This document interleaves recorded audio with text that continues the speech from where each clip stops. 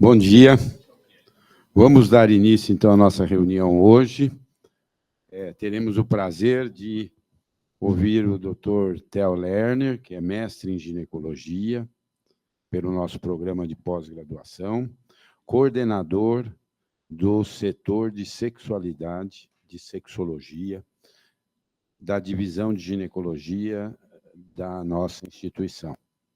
E é membro também da Comissão Nacional Especializada em Sexualidade e Sexologia da Febrasco. Então, Theo, e além disso, ele é um terapeuta sexual. Theo vai nos falar como abordar as queixas sexuais na consulta ginecológica. Esse é um tema extremamente importante e eu dou bem-vindo aos alunos do 6º ano que estão aqui.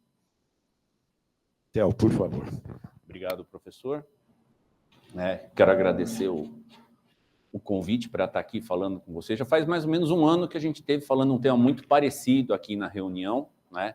É muito legal o teu 6º ano aqui. Vocês todos viram a aula no ano passado, espero que vocês estivessem presentes na hora que a gente foi falar de anamnese sexual, né? E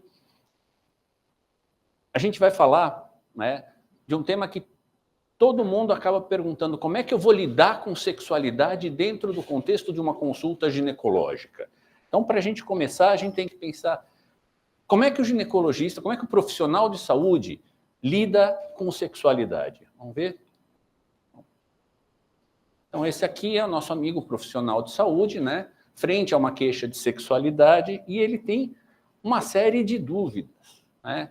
Tem vergonha de falar sobre o tema. Sexualidade é um tema relacionado com fatores morais, ela está relacionado com fatores socioculturais. E muitas vezes o profissional tem vergonha, né?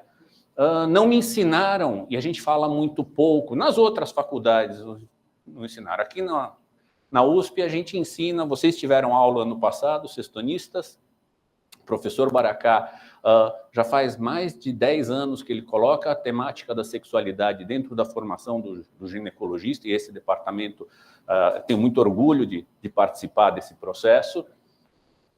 Parece que eu não tenho tempo para lidar com as queixas sexuais.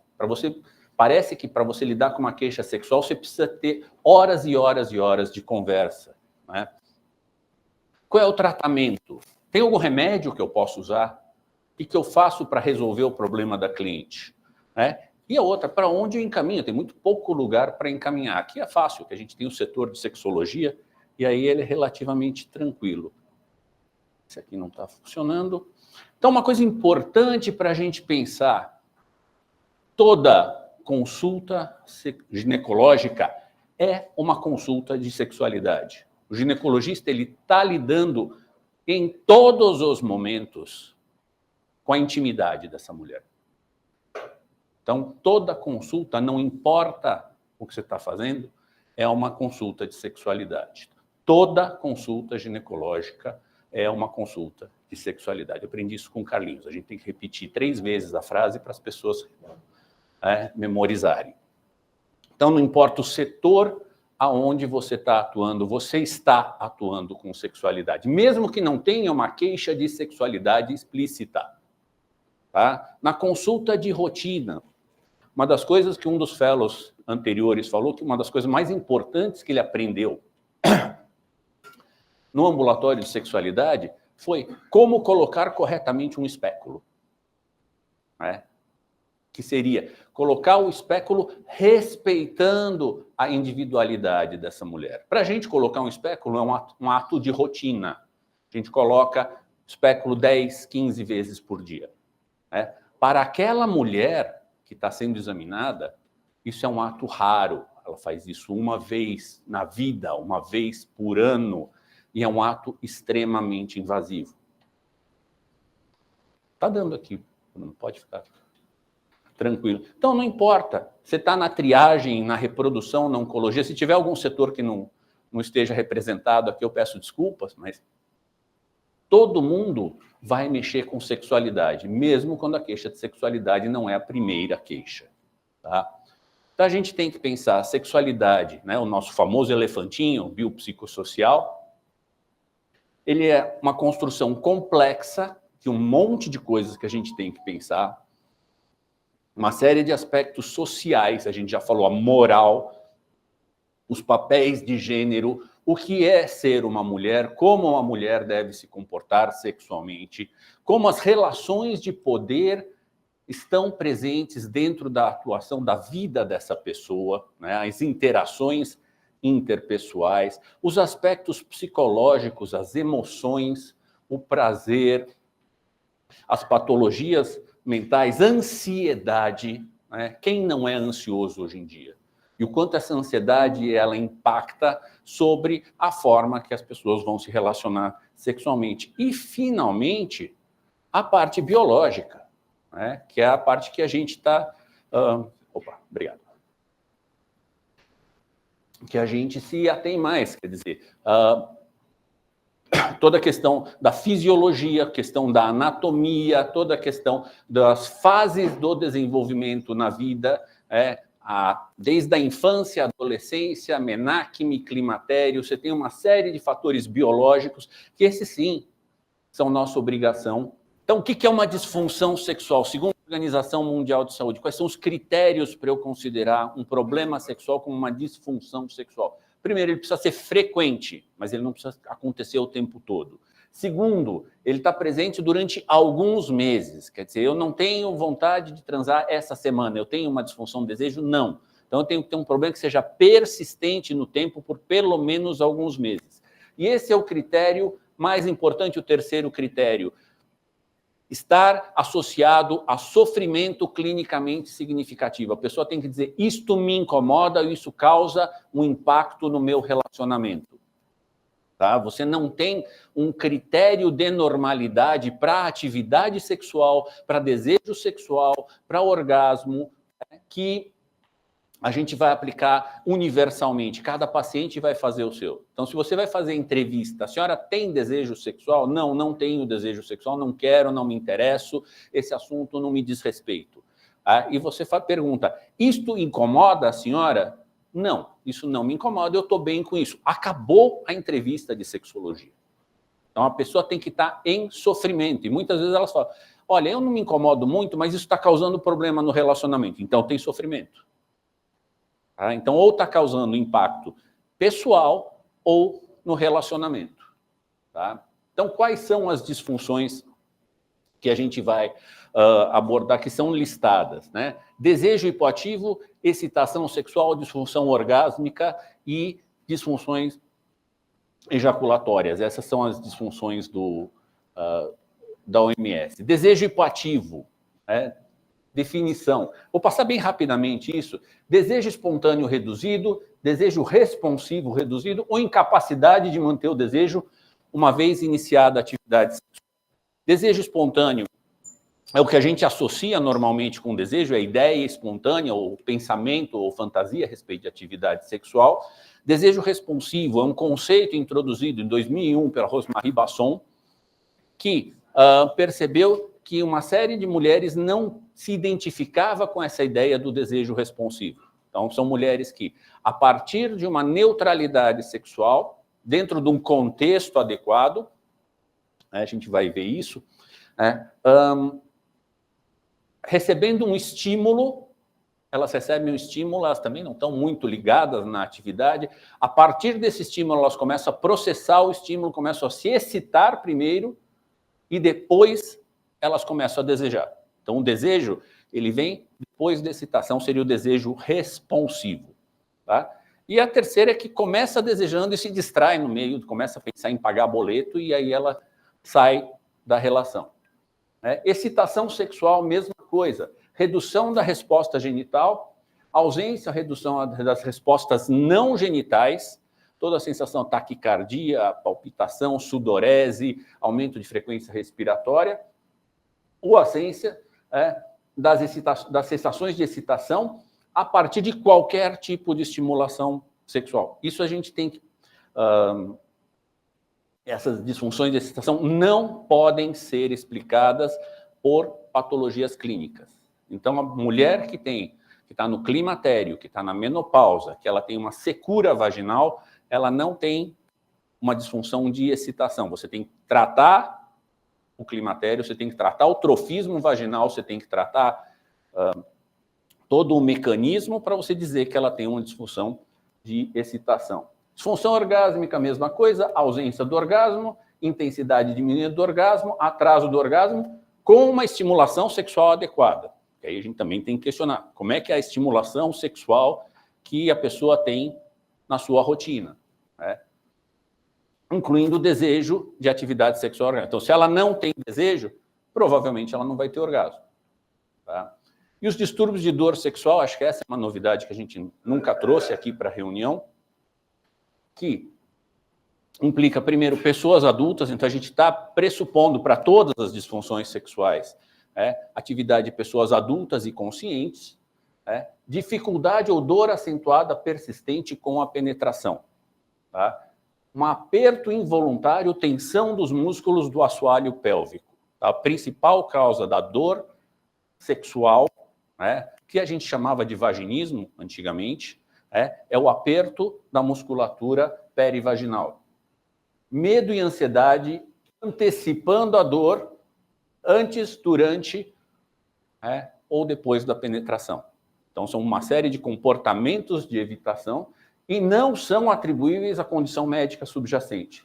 Lubrificação insuficiente, mudanças da menopausa em mulheres. Então, de novo, dispareunia em mulheres na menopausa não são distúrbio de dor sexual e estão associadas a sofrimento clinicamente significativo.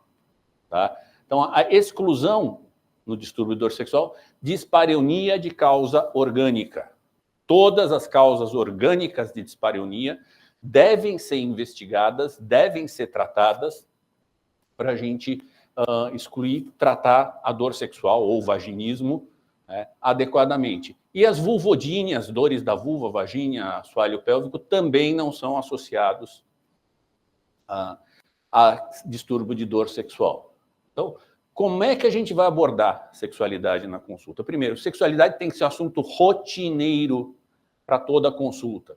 Você tem que ter uma linguagem adequada à paciente que está na sua frente. Muitas vezes, a gente, para fazer direitinho, a gente começa a falar muito em termos técnicos.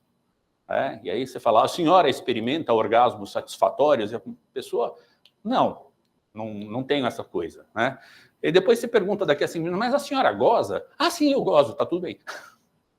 É poder identificar qual que é o vocabulário que é mais adequado para ela.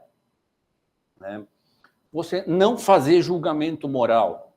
Não importa o que você acredita, não importa quais são as suas práticas, não importa qual foi a sua experiência de vida, não fazer julgamento moral. E fazer julgamento moral, às vezes, é levantar uma sobrancelha. Às vezes é torcer a boca, porque a paciente, quando ela está falando dessa coisa sexual, dessa coisa moral, dessa coisa que ela tem muita vergonha, ela está lendo você, enquanto ginecologista, o tempo todo, de um ponto de vista não verbal. Se você está desconfortável, ela vai suspender as informações, ela não vai falar mais com você. As questões de sexualidade devem ser perguntas abertas. Me conta o que está acontecendo. Deixa a paciente explicar. Normalmente, para a gente ganhar tempo, a gente faz perguntas muito fechadas. Está doendo? Sim, não. Tá, como é que é isso? Como é que é aquilo? Escutar o que ela está falando. E avaliar os dados qualitativamente. A gente faz isso na nossa ficha aqui. Você tem prática sexual? Tenho. Quantas vezes? 3 vezes por semana. O que significa isso? Eu não sei. Eu tenho que perguntar para a paciente, o que você acha dessas 3 vezes por semana?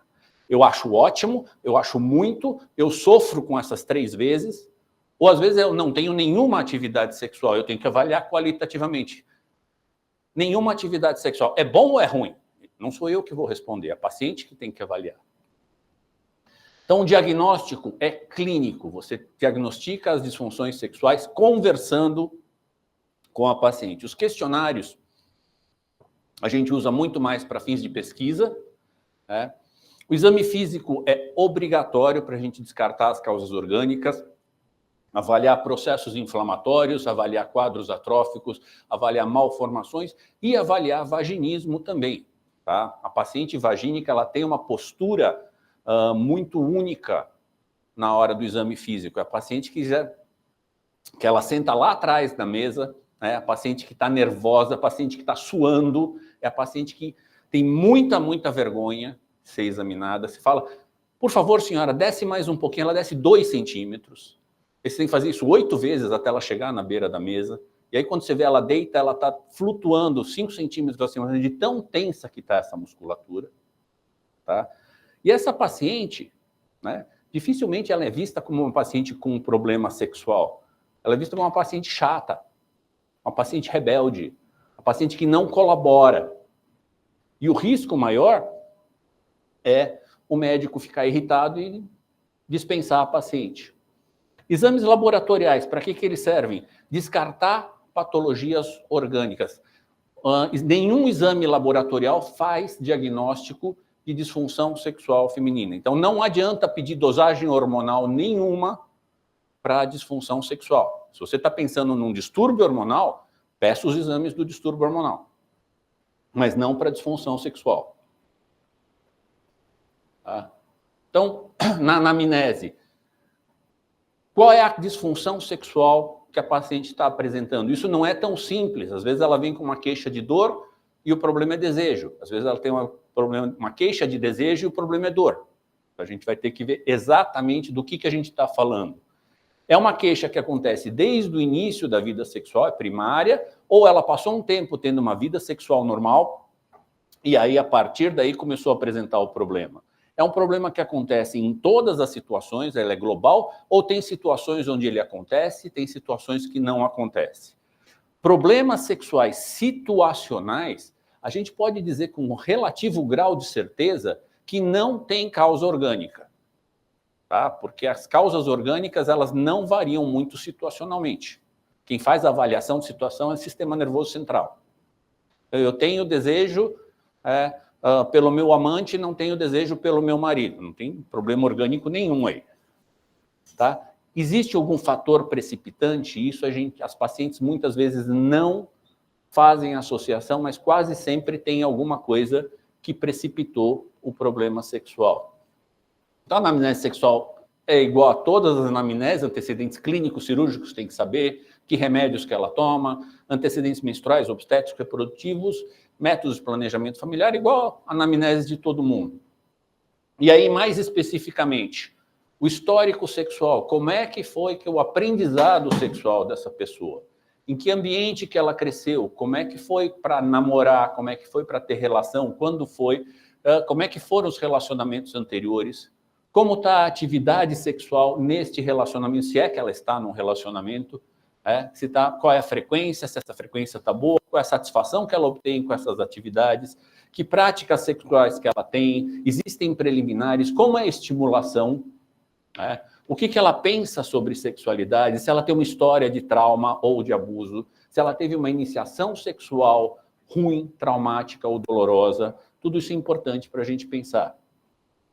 O que a gente tem no ambulatório? Quais são as principais queixas que vêm para a gente? E agora falar um pouquinho das principais causas que a gente tem que investigar, na nossa anamnese. Então, as queixas diminuição de desejo, dor na relação, dificuldade de orgasmo. Dificilmente a gente tem uma queixa de excitação pura, de secura vaginal. Essa vai para o climatério.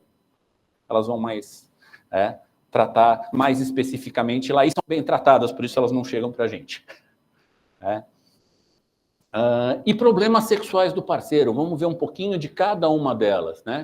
Desejo, essa aqui é a Basson, esse aqui é o ciclo da Basson, não vamos explicar muito para não perder tempo aqui. Então, desejo sexual depende de contexto. Depende como, onde, com quem, de que forma. Uma série de fatores não clínicos que vão ser analisados. Por isso é muito difícil ter um remédio para desejo sexual. Desejo sexual é para ter desejo indiscriminadamente, ou é para ter desejo só pelo marido, ou é desejo para determinadas práticas, é desejo para quê? É desejo de sexo, é desejo de coito, é desejo de orgasmo, é desejo de intimidade, é desejo de carinho, é desejo de quê? E muitas vezes a gente coloca dentro desse grande rótulo desejo uma série de coisas que é muito diferente. A gente tem que saber exatamente o que a paciente está chamando de desejo e qual é o significado. E pensar em desejo responsivo. Muitas vezes ela fala, eu não tenho desejo. E você vai perguntar para ela, se o seu parceiro chega e começa a estimular, no meio do negócio fica gostoso? Você tem vontade de participar a partir de um determinado momento? Se ela falar que sim, você fala, é desejo responsivo, você está dentro da normalidade. Você não precisa necessariamente. Muitas vezes ela tem a demanda. Meu marido quer que eu procure mais, meu marido quer que eu tenha mais iniciativa, eu quero ter mais iniciativa. Isso não é necessariamente uma obrigação. Então, isso você vai discutir com cada paciente, mas muitas vezes você vai ver que ela tem desejo responsivo e, às vezes, só você dizer isto é normal, já resolve o problema do paciente. Tá? Então, o que pode causar essa diminuição do desejo sexual? Principal que a gente vê, mudanças no padrão de vida. Tá? Climatério, menopausa, muito mais pelo valor simbólico do climatério, menopausa, como indicador de envelhecimento, como indicador de mudança, de transição, e agora eu não posso mais, agora eu não sou mais atraente, agora eu comecei a sentir sintomas e desconfortos na menopausa, quer dizer, melhor fechar a fábrica, né? E outras alterações, doença, luto, trauma, né? Parto é uma grande mudança de situação de vida, mudanças econômicas, etc. Problemas de comunicação, meu marido não faz aquilo que eu gosto. Senhora, conta aquilo que você gosta do parceiro. Não, ele deveria saber. Não, ele não deveria saber. Como vocês se comunicam? Ele quer muito, eu quero pouco. Ele quer fazer de tal jeito, eu quero fazer de outro jeito. Muitas vezes tem desacordo, tem brigas que aí mudam a questão da relação sexual como uma questão de prazer, intimidade e aproximação e vira uma disputa de poder. Quem é que manda na frequência sexual, na agenda sexual do casal? E, finalmente, a gente tem que pensar, a dor, a relação, está relacionada com diminuição de desejo. Então, as disfunções sexuais, elas se imbricam. Então, muitas vezes, você vai ter uma paciente com um problema orgânico qualquer ou com vaginismo que vai ter dor, e se ela tem dor, ela não vai querer ter atividade sexual. As dificuldades do orgasmo. O que é um orgasmo para você? Muitas vezes ela não sabe. Você fala, paciente fala, nunca tive um orgasmo. Aí a gente dá uns exercícios para fazer, ela fala, eu parei o exercício porque senti uma coisa muito esquisita. Começou a ter pulsações na musculatura pélvica, minha respiração ficou mais acelerada, e aí depois comecei a suar, e ela não identificava isso como orgasmo porque ela não tinha o conhecimento disso. A gente falou, isso aí é um orgasmo, parabéns. Não tem mais problema nenhum. Muitas vezes o estímulo é inadequado. E é inadequado porque a mulher não sabe o que ela precisa. Ela não sabe qual é o estímulo certo para ela. E muitas vezes ela tem dificuldade de comunicação. Comunicação é algo presente em todas as disfunções. Muitas vezes ela joga esse orgasmo como responsabilidade do parceiro. É o parceiro que vai proporcionar esse orgasmo, então ela não precisa estar presente. Então, ela vai ficar olhando se o parceiro está feliz, ela não vai participar no jogo sexual, ela vai assumir um papel passivo, esperando que o parceiro fique feliz primeiro, ou que ele se satisfaça, e ela não consegue validar as sensações que ela está obtendo daquela atividade sexual. E aí ela não vai conseguir ter orgasmo. Parte do tratamento é a gente trazer ela para o foco, trazer para identificar quais são os estímulos adequados e para saber o que é um orgasmo para ela, não é uma definição geral de orgasmo. Dor à penetração, que a gente vai falar um pouco. Não depende do desejo da mulher de penetração. Então, as pacientes vagínicas, as pacientes com dor à penetração, elas têm todas as outras fases da resposta sexual preservadas. Elas têm desejo sexual presente muitas vezes, elas estimuladas de maneiras além da penetração, elas atingem orgasmo, às vezes com muita facilidade, mas mesmo desejando com o parceiro, com carinho, com preliminares, elas não conseguem ter penetração. Muitas vezes tem comportamento fóbico de evitação e antecipação da dor. Então, assim, a paciente que teve uma reação de dor a uma relação sexual, ela tem medo dessa dor e ela vai fazer movimentos para evitar chegar numa relação sexual com penetração que pode levar à dor de novo. Eu tinha uma paciente vagínica, ela evitava ir em boteco, porque alguém ia namorar com ela, alguém ia paquerar ela, e ela talvez fosse sair com a pessoa, e aí ela ia transar com a pessoa. Então ela já nem saía de casa, para não ter a dor, porque ela antecipava catastroficamente. Tá? A intensidade da musculatura pélvica é variável e muitas vezes é situacional. Você tem pacientes que permitem a colocação do espéculo com tranquilidade, mas na penetração elas não conseguem. E a gente já teve paciente que, ao contrário, ela conseguia ter relação com o parceiro, no consultório ela tinha um medo de espéculo, e ela não permitia o exame especular. O diagnóstico demora, porque essas pacientes têm medo e vergonha de procurar o médico, né? Muitas vezes o médico não faz hipótese diagnóstica de vaginismo, a gente fica preso nas outras causas orgânicas, né? E aí passa, às vezes, por vários profissionais até o diagnóstico, né? Isso lembra muito endometriose também, né? Se você não pensar no problema, você não vai fazer o diagnóstico, né? Então, na dor, ela vai ter, é muito frequente, sentimentos negativos sobre a sexualidade, como ela foi educada, as vivências familiares, a religião, como ela se sente reprimida a respeito disso, se ela tem algum trauma emocional específico, se ela teve alguma violência sexual, se ela teve experiências dolorosas prévias. De repente, ela foi com o namorado, querendo namorar, e foi uma droga, porque 2 adolescentes inexperientes, e doeu, né? Iniciação sexual dolorosa, procedimentos médicos, pacientes com doenças crônicas, pacientes que foram muito manipuladas, pacientes que sofreram algum traumatismo genital, às vezes até o próprio parto, podem induzir a dor, a penetração. Ansiedade é um fator comum para todas elas, né?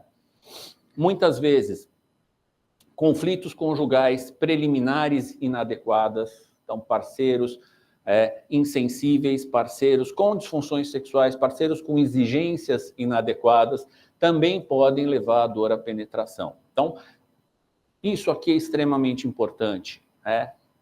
Isso aqui, todo ginecologista tem que saber. Paciente com queixa de dor sexual, o diagnóstico é de exclusão, você tem que excluir todas as causas orgânicas para a dispareunia.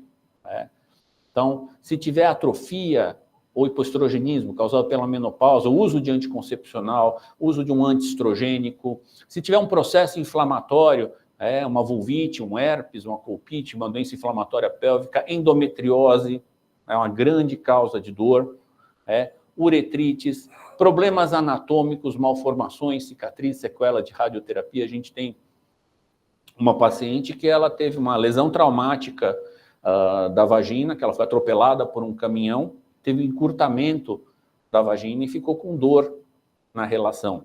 E ela era perfeitamente adequada antes dessa cirurgia, desse acidente, desculpa, e a perda da funcionalidade da vagina obrigou ela a reconstruir totalmente a forma como ela se relacionava com o parceiro. É um caso muito interessante que a gente está acompanhando junto com a fisioterapia, junto com a doutora Elizabeth, que ela ainda não tem uma vagina funcional, mas ela tem uma satisfação sexual muito grande com esse parceiro. E essa é uma causa de lubrificação, de dispareunia, que a gente tem que pensar. Falta de desejo levando a déficit de lubrificação, levando a dispareunia. Muitas dispareunias você consegue resolver com o uso de um lubrificante vaginal adequado na hora da relação. Mas para você saber o que é um lubrificante vaginal adequado, você tem que perguntar como é que ela transa, quanto... e muitas vezes a gente fala, use o lubrificante. Quanto lubrificante? Muitas vezes elas usam pouco lubrificante, especialmente à base de água, ele acaba, então ela começa sem dor, aí ela continua a relação e começa a ter dor no meio da relação. Então, para reaplicar o lubrificante, achar a quantidade adequada de lubrificante, isso a gente não costuma orientar de rotina. Se usar muito lubrificante, você perde sensibilidade. Se usar pouco lubrificante, você pode ter dor. Então, orientar adequadamente o uso do lubrificante. Tá? E essa é uma questão importante. Qualquer patologia orgânica que cause dor à penetração, ela pode levar ao vaginismo mesmo depois que você tratou a causa clínica. A gente tem muito paciente da endometriose, né, que o Luciano manda para a gente, que trata a endometriose, você elimina os focos, você elimina as causas de dor, mas ela continua com medo. E aí ela continua com dor. Você resolveu o quadro clínico inicial e continua com dispareunia. Tá? Então, para a gente pensar, pessoas adoram algoritmos, né? Dor à penetração histórica tem uma causa orgânica? Trata. Melhorou? Ótimo. Tá? Não é causa orgânica? Manda para fisioterapia, para psicoterapia. Toxina botulínica tem trabalhos falando, a gente ainda não tem muita certeza, por isso botei aqui interrogado. Tá? Não melhorou a dor? Reavalia. Precisa tratar de novo? Trata de novo. Tá? Mas pensa em vaginismo secundário. Então, tratou, não melhorou a dor, talvez seja um vaginismo secundário, que talvez tenha que tratar muito mais a cabeça dessa mulher do que um tratamento orgânico. Tá? Os problemas sexuais do parceiro. Às vezes o parceiro está com menos desejo sexual. Às vezes o parceiro tem uma disfunção erétil, uma ejaculação precoce, ou eles têm uma discordância sobre frequência ou práticas sexuais. Muitas vezes a mulher assume essa responsabilidade pela disfunção do parceiro. Tá? Como é que a gente trata as disfunções sexuais? Tratamento farmacológico, né? Está bem interrogado aqui mesmo, porque não tem nada que seja comprovadamente útil. Aprovados pelo FDA, né? Você tem a flibanserina, que é um antidepressivo fraco, uso contínuo para pré-menopausa com desejo hipoativo, ele tem um aumento de meio evento sexual satisfatório por semana, então a mulher tem que tomar todo dia para ter meio evento sexual satisfatório a mais, e ainda ela dá náusea, tontura, fadiga, sonolência, e se ela beber junto, piora, fica mais cansada e desmaia e fica menos disponível para sexo. Assim, é um fracasso de vendas, tá, gente? Não funcionou. Foi lançado nos anos 2010, né, como o Viagra rosa, a pílula rosa, que era para salvar a vida sexual das mulheres. Assim, muito marketing, pouco resultado, não vende até hoje. Tá? Bremelanotide é um agonista de melanocortina, ele estimula a dopamina, a área pré-óptica, medial. Isso tudo é muito bonito, mas ninguém sabe mexer exatamente com esses neurotransmissores. Tá? De novo, mulheres pré-menopausa com desejo hipoativo, injetável 45 minutos antes da atividade sexual. Eu pergunto, se você sabe que daqui a 45 minutos você vai ter atividade sexual, você precisa de um remédio para aumentar o desejo, por quê? Daqui a meia hora eu vou transar, eu preciso de um remédio para melhorar o meu desejo. Uma taça de vinho funciona muito melhor. Tá? E da náusea, dor no local da injeção, escurece gengiva, face, mancha a pele. É melanocortina. Aumenta a pressão, também fracasso de vendas. Tá? Testosterona. Temos o evento dia 25 de maio, evento testosterona, que a gente está participando do departamento como um todo, aqui a gente vai discutir o tema. A maior parte dos estudos de testosterona são estudos com animais. Estudo com animal sobre sexualidade, ele mostra se a ratinha fica disponível para atividade sexual e frequência de coito da ratinha. A ratinha não está preocupada com o que o ratinho vai pensar dela, ou que a mãe da ratinha vai pensar dela, ou se ela está fazendo atividades moralmente adequadas, ou se a ratinha está pecando ou qualquer coisa. Então, os fatores cognitivos, né? Se o ratinho vai querer casar com ela depois, se vai voltar para o segundo encontro, a ratinha não está pensando nada disso. Então, os estudos animais não pensam nos fatores cognitivos e culturais do comportamento. A gente tem uma questão, testo exógena ou testo endógena. Comportamentos podem aumentar os níveis de androgênio. Ter sexo aumenta androgênio circulante. Envolvimento emocional, estar apaixonada aumenta a testosterona circulante. Você ganhar na loteria, você ter um sucesso, você ser aprovado em alguma coisa, também aumenta a testosterona. Exercício físico de impacto aumenta a testosterona. Estresse diminui o nível de androgênio. Quem não está estressado hoje em dia? a testosterona aumenta a agressividade, tem poucas evidências sobre isso, não é? Qual é a única indicação de testosterona hoje aceita? Mulheres pós-menopausa com desejo sexual hipoativo. Naquelas que você descartou todas aquelas outras causas biopsicossociais, relacionais, etc. Tá? Então, só para mulheres pós-menopausa, nenhuma formulação disponível no mercado, você tem que mandar formular. Uso off-label de medicação para homem, transdérmico melhor que oral, poucos estudos sobre segurança. Agora a gente está falando mais 36 meses, tem gente falando até 72 meses sobre segurança. Isso é importante, você tratou com testosterona sua paciente na pós-menopausa para melhorar o desejo sexual dela. Se ela não melhorou o desejo sexual dela em 6 meses, você não insiste e você não aumenta a dose. Você interrompe porque não funcionou, o problema não era esse. Tá?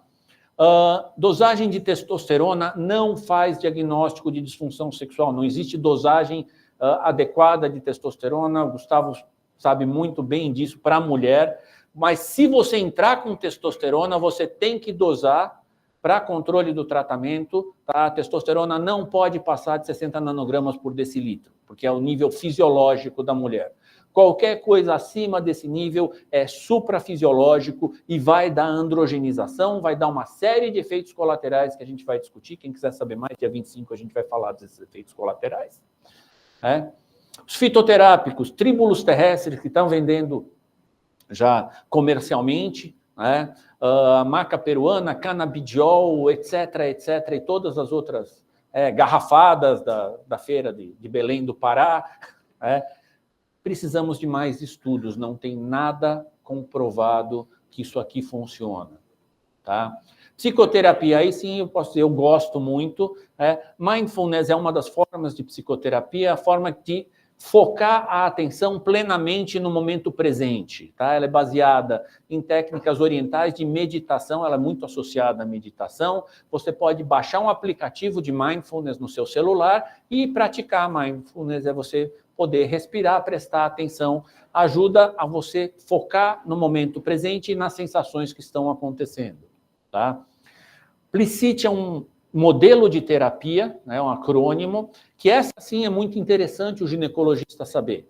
Que essa é a pergunta, até onde eu vou no meu consultório para atender as demandas sexuais da paciente. Tá? Então, as técnicas são crescentes, então a primeira é permissão, que é simplesmente dizer, doutor, isso aqui é normal? Sim, acabou, você deu permissão. Posso fazer tal coisa? Pode. Vou morrer? Não, não vai morrer. Pronto. Você dando permissão, às vezes informação limitada. Informação limitada qual é o mecanismo da lubrificação? Por que você não lubrifica? Que você precisa se estimular melhor para você obter... Às vezes é anatomia e fisiologia básica. De novo, nada muito sofisticado. Isso todo mundo é capaz de fazer. Sugestões específicas, poder, entendendo o contexto que essa paciente vive, poder sugerir algumas atividades que possam, talvez, melhorar a questão sexual. A sugestão específica mais comum que a gente usa no nosso ambulatório é tranque a porta do quarto. Parece óbvio, não é óbvio. Para muita gente, o quarto é aberto. A ideia de privacidade é uma ideia que precisa ser construída. Então, assim, garanta a privacidade para você poder estar inteira com o marido. Porque, às vezes, elas estão na relação, estão pensando, as crianças vão invadir o quarto. Eu vou ser interrompido, os vizinhos vão chegar. Então, garanta a privacidade. Isso é uma sugestão específica. Tá? E a terapia intensiva, vamos pensar os questionamentos, a terapia cognitivo-comportamental, que a gente vai falar, que a gente usa aqui, isso aqui não dá para ser feito no consultório ginecológico de rotina. Isso encaminha. Mas você pode dar permissão, você pode dar informações e você pode dar sugestões. Não resolveu até aí? Encaminha. Aí a terapia, o que a gente faz, a terapia cognitivo-comportamental é um tratamento focal, você vai trabalhar especificamente a questão sexual, você não vai trabalhar a vida toda da paciente. Ela pode ser feita individual ou em grupo, a gente faz as duas modalidades aqui na clínica. A ideia é que os problemas psicológicos envolvem pensamentos disfuncionais, os pensamentos disfuncionais vão determinar o jeito como essa pessoa vai estruturar suas experiências, né? E essa estruturação vai influenciar as emoções e os comportamentos. Então, ela tem um comportamento de evitação ou de falta de desejo porque ela pensa alguma coisa a respeito disso que o nosso trabalho é desenrolar esse novelo para que a própria paciente chegue às suas conclusões. Então, identificar e modificar os pensamentos e crenças disfuncionais para a melhora dos sintomas. Isso é o que a gente faz aqui, tá? Finalmente, o que não fazer? Ignorar a queixa sexual. Por favor, não ignorem queixa sexual, tá? Não subestimem queixa sexual. Isso não é nada. É normal não ter desejo. Se a paciente está sofrendo, não ignore, né? Eu não sei o que fazer. Vamos pedir hormônios, vamos fazer uma ressonância, vamos exames desnecessários. Não faça julgamento moral. O paciente fala, doutor, meu marido quer me levar na orgia. Não interessa se você gosta de orgia ou não gosta de orgia. Não é teu papel fazer o julgamento moral. Tá? Você vai ter que ver o que significa isso para a paciente. Tá? Também não vai fazer um questionamento detalhado sobre as práticas sexuais em pacientes sem queixa sexual. A senhora tem um problema sexual? Não. Mas a senhora já tentou isso? Já tentou aquilo? Já tentou? Não importa. Se ela não tem queixa, não faz questionamento. Nunca emitir opinião baseada em experiência sexual. Pode ter sido muito bom para você, mas para a paciente não pode se aplicar.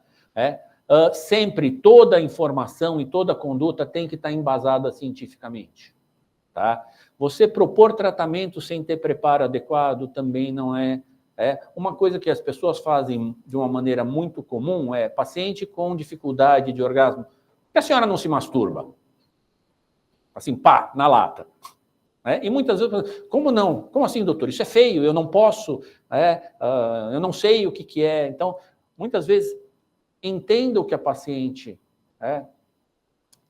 entende, o que ela está precisando. Eventualmente, ela vai chegar a se masturbar, mas como chegar a isso? Você tem que ter todo um trabalho. E o último, é óbvio, mas é sempre bom falar, nunca se envolva afetivo ou sexualmente com sua paciente. É sempre óbvio, mas é sempre bom repetir o óbvio, né, professor? Então, aqui, aquele nosso amiguinho que estava assustado, agora ele está feliz, né? Porque ele sabe falar sobre sexualidade faz parte da rotina dele, ele investiga e trata as causas orgânicas, ele esclarece, permite, orienta, né? E quando precisa encaminha, pode encaminhar para a nossa unidade, que a gente está sempre à disposição. O Theo tem uma experiência muito grande em terapia cognitivo-comportamental, que foi o motivo da tese dele, e é uma das modalidades terapêuticas que a gente usa aqui no nosso ambulatório. Um outro aspecto, hoje está muito em voga o uso de testosterona. Então, os implantes hormonais, o chip da beleza, tem uma série de medidas inadequadas que estão sendo preconizadas. Então, lembrando aqui, ele falou muito bem das indicações da testosterona, e uma das indicações, realmente, na mulher na pós-menopausa com desejo sexual hipoativo. E no período reprodutivo, teria indicação naquelas mulheres que foram castradas precocemente. Por exemplo, mulheres que tiveram câncer de colo do útero, que sofrem e em geral em mulheres na menarqume, mais jovens, e que têm uma sintomatologia sexual, de disfunção sexual muito grande. Então, veja, tem algumas indicações que nós podemos lançar mão. E, como ele disse, sempre em nível fisiológico. Isso é importante.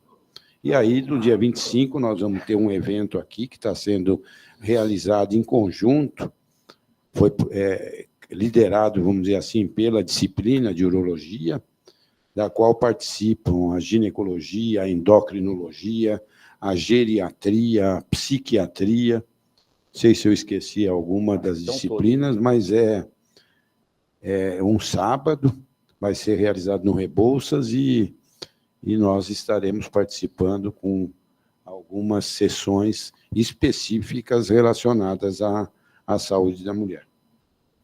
Perguntas? Nilo Bosini.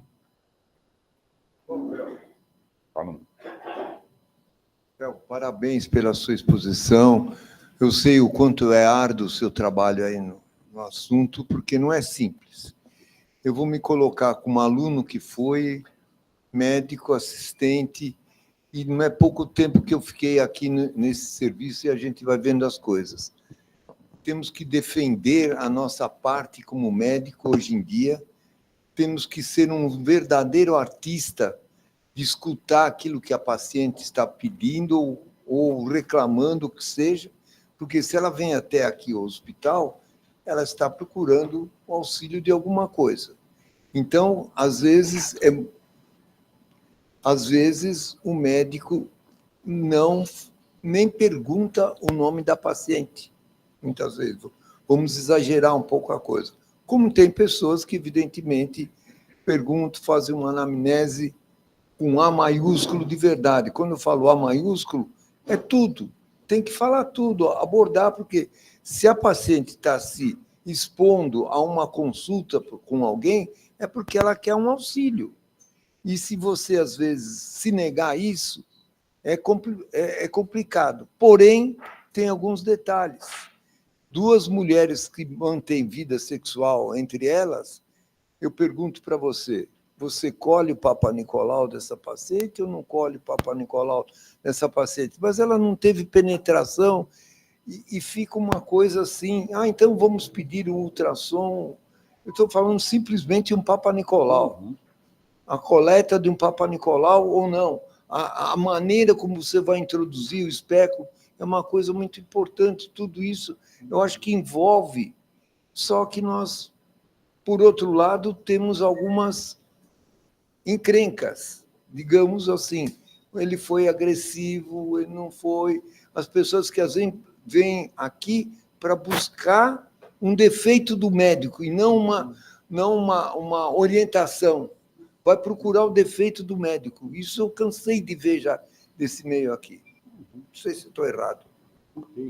Bom, obrigado pela pergunta, Nilo. Assim, além do cirurgião brilhante que você foi meu professor para ensinar essa parte humanista do tratamento, né? Essa parte integral. A anamnese com A maiúsculo aprendi contigo também. Acho que assim, é uma gratidão que eu tenho nessa parte da formação. E eu acho que fez, com muita certeza. O que você trouxe, você levantou uma questão, paciente homoafetiva, o que eu faço com exames intravaginais? Acho que essa seria a questão colocada de uma forma. Como toda questão médica, a resposta é depende. E a pergunta fundamental que você vai fazer é, para esta paciente, qual é o significado de um contato intravaginal? Você vai ter pacientes que não estão nem aí para contato intravaginal, coloque o espéculo, doutor, está tudo bem. Tem pacientes que vai dizer, isso aqui será uma agressão contra a minha pessoa. Você vai ter que identificar antes essa paciente, como você se sente a respeito. Então, a construção do exame físico, ele é compartilhada hoje em dia. Você vai dizer para a paciente, olha, pretendo fazer tal coisa, o que você acha? Você permite que eu faça tal coisa? Se você acha que é extremamente importante, aí você vai ter que fazer uma análise estatística dentro da situação que a paciente coloca de vida sexual. Qual é o risco que ela tem populacional para fazer uma prevenção de câncer no colo de útero? Qual é o risco que ela tem para ser paciente portadora de HPV? Cerca de 25%, não importa práticas sexuais ou não, e você vai tentar propor a forma mais adequada. Se a paciente tem muita resistência à ideia de um exame especular, e você acha que você precisa fazer um rastreamento HPV, você pode fazer um rastreamento com cotonete meio líquido, você resolveu o problema. Talvez não seja a forma mais ideal, mas é a que dá para fazer dentro daquela. Você fez a prevenção e não transgrediu o direito da paciente. Seria entender exatamente qual que é a demanda da paciente. Muito bom, Theo.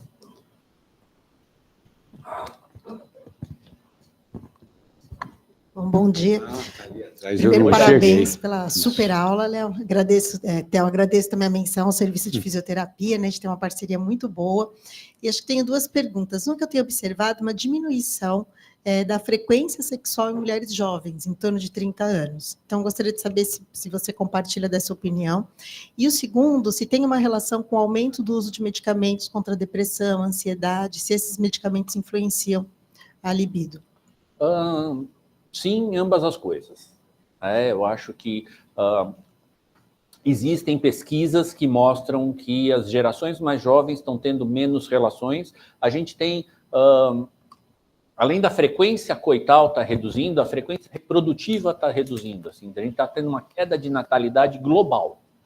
O mundo inteiro, fora regiões muito específicas, a gente tem o mundo desenvolvido como um todo, está diminuindo natalidade, fecundidade, e não é só pela dinâmica sociocultural, eu diria muito parte é culpa da Netflix, que as pessoas gastam muito tempo olhando a seleção de filmes antes de escolher qual filme assistir, e aí elas não têm tempo de namorar, e muitas vezes o excesso de opções de atividades sexuais, ou seja, você tem uma banalização de atividade sexual que é extremamente fácil, extremamente acessível, e aí a comparação com a Netflix não é gratuita, que muitas vezes as pessoas ficam escolhendo para ver o melhor parceiro, para ter a melhor namoro, o que vai dar melhor relacionamento, que vai dar um match melhor, e ficam rodando até achar alguém para transar e não transam com ninguém. Então tem esse excesso de seletividade, porque as pessoas têm uma pressão muito grande hoje em dia para ter relacionamentos perfeitos, de acertar de primeira, e relacionamento, especialmente relacionamento sexual, é uma construção. Relacionamento de longo prazo é algo que vem em trancos, barrancos, ele vai, avança, tal, e as pessoas não têm mais paciência para isso. Tudo que é vendido hoje é algo com uma resposta instantânea, e a resposta tem que ser boa. Por isso a testosterona está vendendo, professor. Porque a testosterona promete resposta instantânea. E aí, se é efeito placebo ou não, as pessoas estão comprando resposta instantânea, e muita gente está obtendo resposta instantânea porque é isso que elas estão buscando. Você pensar, trabalhar, estruturar, isso está meio fora de moda hoje em dia. É essa questão, mas eu concordo com você, a frequência está diminuindo. Muitas vezes a gente não pode só pensar no coito propriamente dito, porque, como o Theo mostrou, existem várias formas de relacionamento, de práticas sexuais, vamos dizer assim. Então, eu acho que, e eu não tenho dúvida também que o uso de medicamentos, sobretudo antidepressivos, eles colaboram muito com a redução dessa atividade também. Elizabeth. Gustavo. Parabéns, Theo. Como sempre, muito bom. Uma das coisas que você ressaltou aí, e que eu acho muito importante, é a questão do lado de cá do balcão, né? O médico. Então, a questão do julgamento moral que você falou, e isso é uma coisa que tem que ser um exercício, né? Porque, às vezes, o que a paciente ela te traz, ou então o que o casal te traz, eles afrontam alguns princípios de alguns médicos, né? Então, eu queria saber se existe algum estudo com relação, por exemplo, existe dentro da atenção de sexualidade, se existe alguma diferença, por exemplo, em áreas mais conservadoras, países mais conservadores, países mais liberais, no sentido de um melhor atendimento. E a segunda pergunta é se a mudança da demografia médica com relação ao ginecologista, que tem sido cada vez mais de mulheres, se você acha que vai mudar também esse cuidado da sexualidade, que são perspectivas muito diferentes, né? Então, por exemplo, um homem ouvindo isso e uma mulher ouvindo isso. Acho que... Qual que era a primeira mesmo? A primeira é se dependendo do país, se é mais liberal ou se é mais conservador. O que a gente tem, e acho que essa é uma das grandes coisas, liberal, conservador, o que a gente tem são grandes diferenças socioculturais, Então, você tem toda uma mudança referente à questão de discussão de gênero, feminismo, papel da mulher. Então, você vai ver Eu tenho olhado muito sexologia na China, por exemplo, né? Quase tudo, praticamente, é disfunção erétil, o homem que não consegue, tem muito pouco sobre sexualidade feminina publicado na China, tem pouquíssimas coisas. Aliás, estou tentando trazer alguém da China para vir falar isso aqui para a gente no curso de novembro. Na Índia, mesma coisa, você tem síndromes na Índia que não existem aqui. Uma das síndromes mais... Na sexologia da Índia, uma das síndromes mais frequentes, síndrome Dato, que é o DAT, que é a perda da energia vital através do esperma, a perda involuntária de esperma, né, no sono. Isso não existe aqui. Se tiver perda de involuntária de esperma, manda lavar um lençol. Acabou, a gente não se preocupa isso clinicamente. Lá é uma das principais queixas, porque eles acreditam que você está tendo uma perda de energia vital através dos conceitos socioculturais deles. Então, assim, dependendo do lugar onde você está, você vai ter queixas diferentes e formas diferentes de tratar a questão.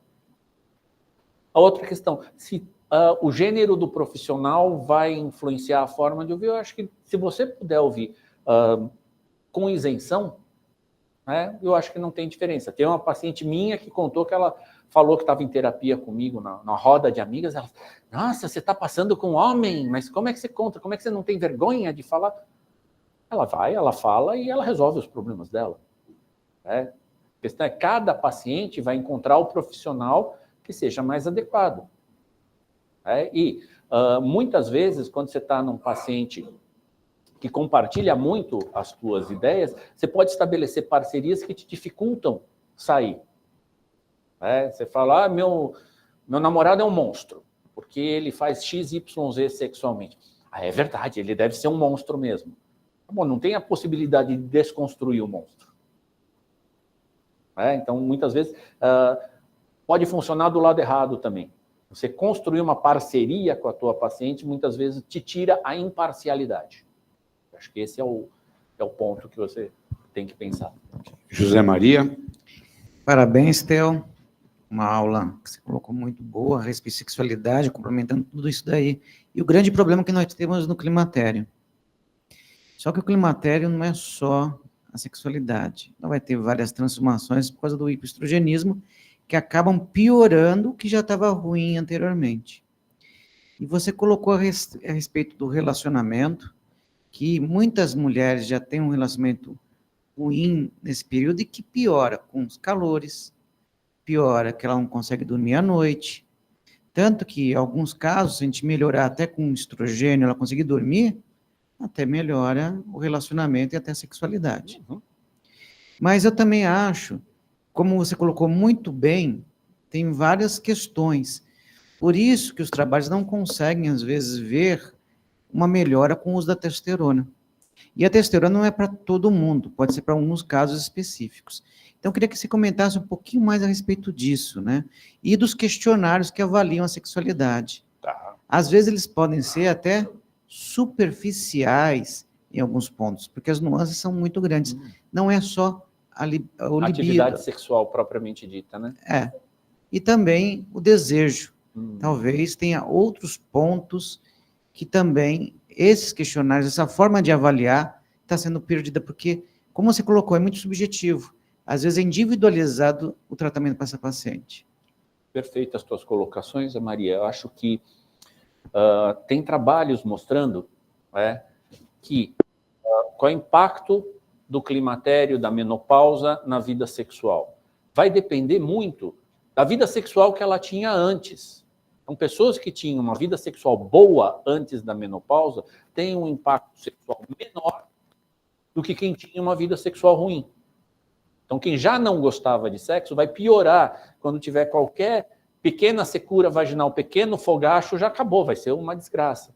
Para quem curtia namorar, ela vai levar os sintomas da menopausa de uma maneira muito melhor. Tratou a menopausa, volta para a sexualidade do jeito que estava. Então, condições prévias à menopausa é uma questão extremamente importante. Que mais a indicação da testosterona especificamente, você vai ter que ver como é que está o relacionamento desta pessoa. E o que ela deseja quando ela está falando de atividade sexual. Os questionários, eles tratam especificamente das fases de resposta sexual definidas cientificamente e que não batem exatamente com o que as pessoas vivem no dia a dia. Então, uma das questões que o questionário coloca, quantifique o seu desejo sexual nos últimos 6 meses. Muito mais ou menos frequente e não frequente. Ninguém tem essa resposta na cabeça. Ninguém sabe exatamente. Você começa a pensar no assunto a partir do momento que o profissional te pergunta para preencher questionário. Tem que ver uma defasagem muito grande entre o que a paciente conta para a gente e o que a paciente fala no questionário. A gente tem a paciente que fala, olha, eu tenho alguma coisa que está legal, está legal, está legal. Qual é o seu questionário? 0. Fez questão de dar um 0, foi essa semana que a gente teve. Tem pacientes que falam, minha vida é uma droga, minha vida é horrível, meu sexo é ruim. Tá, e como é que é o seu questionário? 95. Tem alguma coisa errada aí. Tem pacientes que começam o grupo com um questionário alto, elas melhoram e o questionário abaixa. E eu acredito que a última resposta dela estava mais fidedigna do que a primeira. Então, muitas vezes, os valores perguntados no questionário, eles são interpretados subjetivamente pela paciente. E são sobre coisas que a gente não conversa e não pensa no dia a dia. Do lado de cá do balcão, a gente não pensa na sexualidade como um todo. Então, eu tenho muita restrição ao uso de questionários na prática clínica. A gente precisa deles para trabalhar. Para pesquisar, a gente vai precisar, porque é o único jeito de a gente transformar essa subjetividade em alguma coisa relativamente mais objetiva. Eu acho que esse é o Muito ponto. bom. Celso Borelli, o último inscrito, por favor. Abrindo o seu microfone. Bom dia, professor. Theo, parabéns aí. Isso parece que é cotidiano, fácil, mas é cotidiano, difícil, e o ginecologista tem isso todo dia e precisa ter essas orientações que você deu. A única colocação que eu queria fazer é que você fez na sua citação, você citou pacientes submetidas à radioterapia e teve um tópico que você pôs as pacientes submetidas a tratamento de câncer de mama. Muitas vezes essas pacientes são jovens, e isso daí é muito importante. Eu queria acrescentar e saber a sua opinião, porque nós tivemos uma experiência muito, muito positiva nas pacientes submetidas à radioterapia e que foram tratadas, elas tinham um desejo, um hipoativo sexual, e elas foram tratadas com energia, no nosso caso especificamente com a radiofrequência. Mas eu acho que nesses casos específicos da diminuição do desejo sexual, não sei se merecia ser citado aí. E, mais uma vez, obrigado aí pelas tuas orientações. Um abraço. Obrigado, Celso. Acho que sim, as energias têm um papel importante, como elas estão ligadas à resolução das questões orgânicas, eu deixei elas um pouquinho de lado, porque, para mim, pareceu muito óbvio. Se você tem uma questão que pode ser tratada com energia, você trata com energia. Se você for tratar com hormônio, você trata com hormônio.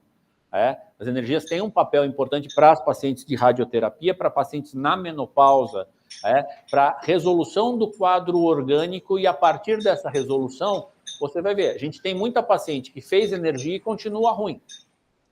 Você tem paciente que a questão não era exatamente o trofismo vaginal, era o significado simbólico da atividade sexual. Então, assim, a gente tem que fazer esse jogo o tempo todo, de não deixar, esta é a solução.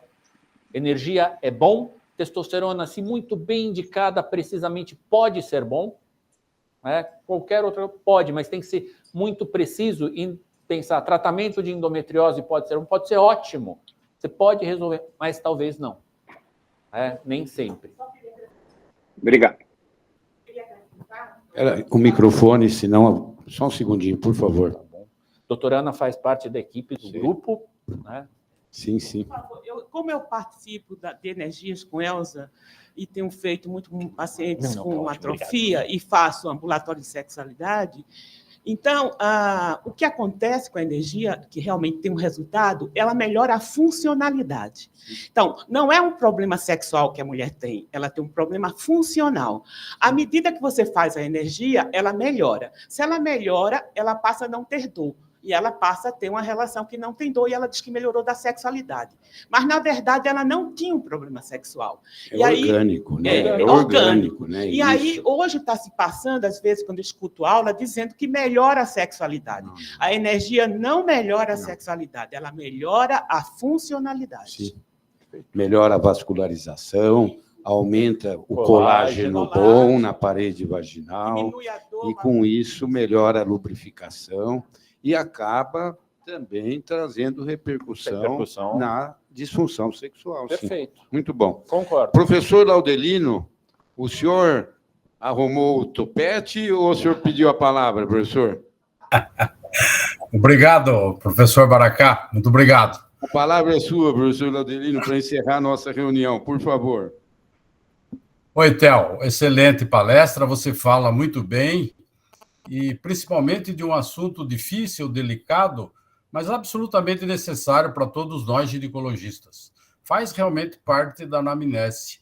E nós, às vezes, temos situações difíceis no consultório, que eu queria dividir com você. Vou fazer 3 perguntas que eu ouvi no meu consultório, para ver a sua resposta. Uma paciente de 60 e poucos anos me disse: doutor Laudelino, meu marido não quer mais transar comigo e eu ainda quero transar, o que eu faço? Segunda pergunta.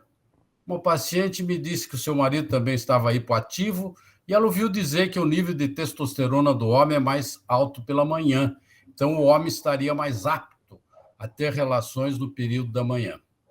E a terceira é o seguinte: doutor Laudelino, sexo oral tem algum problema?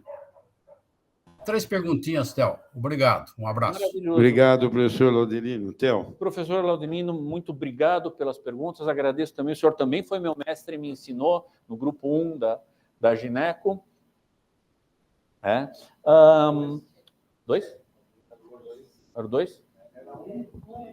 Deixa ele responder a pergunta agora, por favor. Professor, a resposta para todas as suas perguntas estão no Plicit. Todas as perguntas que as pacientes fizeram para o senhor, pediu para o senhor permissão. O que eu faço? O que ela faz não é da conta do médico, ela faz o que ela quiser. Não é o médico que deve sugerir, isso é uma coisa extremamente importante, o médico nunca deve sugerir caso extraconjugal. Acho que essa é tudo isso para o senhor. Devo transar fora do casamento? Ou o que eu faço? Ela faz o que ela quiser. A pergunta é o que ela deseja fazer. Então, permissão. Ela pode fazer o que ela quiser, mas o senhor não diga o que ela vai fazer, porque ela que vai decidir. A segunda, qual que era a testosterona de manhã? O nível de testosterona mais alto pela manhã. Não é a testosterona que é responsável pela ereção ou pelo desejo. O que é mais frequente de manhã é a ereção matinal. E aí sim, aproveitar que o marido está acordando com uma ereção e aproveitar essa ereção antes que ele levante para ir no banheiro, porque senão ele perde essa ereção. Então, antes do xixi, exatamente. Então, isso é uma informação limitada. Existe esta ereção, e a sugestão específica é aproveite esta ereção. E a terceira, qual que era, professor? Sexo oral, algum problema? Qual o problema que se espera de sexo oral? E aí é pensar o que esta paciente está perguntando. É uma queixa moral? É uma queixa biológica? É uma queixa biologicamente? Você não tem nenhuma. Então, a informação limitada que vai passar não existe nenhum estudo dizendo que existe um grande dano para sexo oral. Se isso aqui. E aí, de novo, que ela está pedindo permissão. Posso fazer sexo oral? Pode. Acabou. É só isso. Eu não sei se ela vai quebrar o dente, Nilo. Ela está falando para ligar para o dentista. Está gravando, cuidado. Tá certo. Então, dar permissão para a paciente, às vezes é isso que resolve o problema. A maior parte das perguntas, professor Laudelino, que bom que o senhor trouxe ela, é deste nível. Pedido de permissão e dúvidas a respeito do que eu posso ou não posso fazer. A decisão é sempre da paciente. O papel do profissional é fornecer informação e dizer, você pode fazer o que você quiser. Só isso baixa a ansiedade e ela vai resolver o problema dela. Muito bom. Muito bom. Muito bom. Bem, agradeço o Theo pela bela exposição e um bom dia a todos. Obrigado.